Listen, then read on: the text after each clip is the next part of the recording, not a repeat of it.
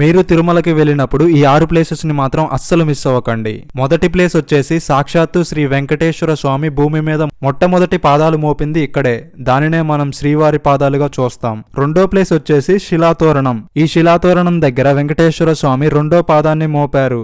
And ఈ శిలాతోరణానికి దాదాపు 150 కోట్ల సంవత్సరాలు ఉంటుంది. దీని తర్వాత మనం చక్ర తీర్థాన్ని చూస్తాం. ఇక్కడ స్వామివారు ఒక సుదర్శన చక్రాన్ని పంపించి ఒక రాక్షసుడిని చంపినట్టు నమ్ముతారు. మూడో ప్లేస్ వచ్చేసి ఆకాశ గంగ. సాక్షాత్తు ఆ శ్రీవారికి ఈ నీళ్లతోనే అభిషేకం చేస్తారు. నాలుగో ప్లేస్ వచ్చేసి పాప వినాశిని. ఇక్కడ స్నానం చేస్తే మన పాపాలన్నీ పోతాయని నమ్ముతారు.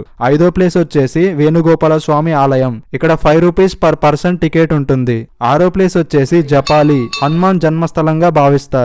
మీలో ఈ 6 ప్లేసెస్ ని ఎంతమంది విజిట్ చేశారో మీ ఎక్స్పీరియన్స్ ని కామెంట్ చేయండి.